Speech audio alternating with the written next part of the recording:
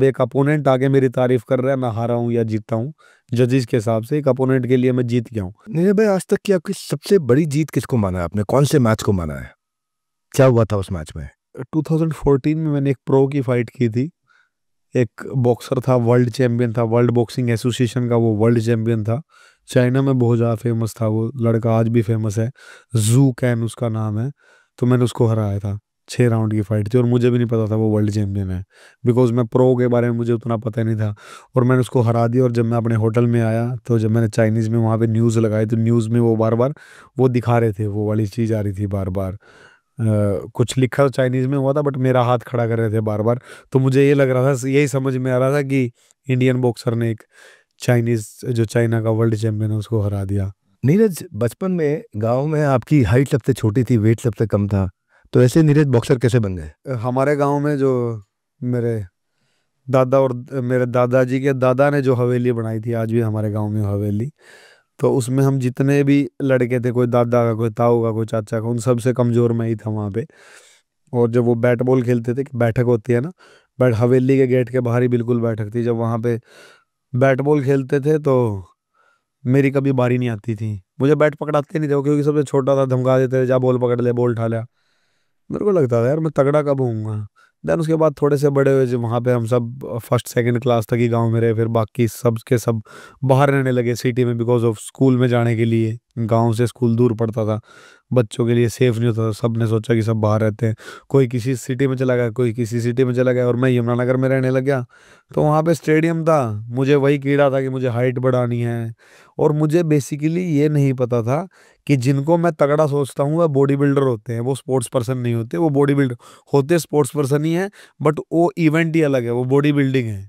मुझे लगता था जो बॉडी बिल्डिंग वाले हैं वही स्पोर्ट्स पर्सन है। तो स्कूल में किसी ने बताया बास्केटबॉल खेलेगा तो हाइट बढ़ जाएगी, रनिंग करेगा तो हाइट बढ़ जाएगी, ग्रोथ कर जाएगी। मैंने वो चीज़ें शुरू कर दी, बास्केटबॉल खेलना शुरू कर दिया, रनिंग शुरू कर दी। तो वहीं पे बॉक्सिंग रिंग भी थी, मैंने सोचा यहाँ पे मुक्के भी मार रहे हैं, रनिंग भी करा रहे हैं ये लोग, कभी कभी बास्केटबॉल भी खेलते हैं, इन्हीं के साथ जुड़ लेते हैं, मुक्के मारने में मजा आएगा। ऐसे शुरू हो गई थी। सो आपके 20 साल का एक लंबा करियर रहा अब, और 2006 से आप मेडल जीत रहे हैं, तो इसके पीछे कंसिस्टेंसी को अगर आपकी देखें तो आपने क्या किया अपनी कंसिस्टेंसी बनाए रखने के लिए? कैसा रूटीन रखते हो आप अपने लिए? मेरे को लगता है कंसिस्टेंसी ही बहुत ज़्यादा ज़रूरी है किसी भी काम में। आपके भी पॉडकास्ट में बहुत सालों से देख रहा हूँ, आपके मैं वो स्पीच सुन रहा हूँ, आप बिजनेस के बारे में बताते थे ना, आपके मेरे को एक्सप्रेशन भी याद है आज तक। बट आप आज भी काम को उसको मॉडिफाई करके आज भी कर रहे हैं। तो आपसे बड़ा एग्जाम्पल कोई हो नहीं सकता, मेरे साथ आप पॉडकास्ट कर रहे हो तो। कंसिस्टेंसी का ही काम है हर एक चीज में। मेरे साथ वाले ऐसे भी हैं जिन्होंने बॉक्सिंग छोड़ दी है, वो जॉब कर रहे हैं अपनी अपनी। बहुत सारे बहुत सारे अनफिट हो चुके हैं बिल्कुल, उनको कोई देख के आप कहोगे भी नहीं कि उसने बॉक्सिंग की है कभी।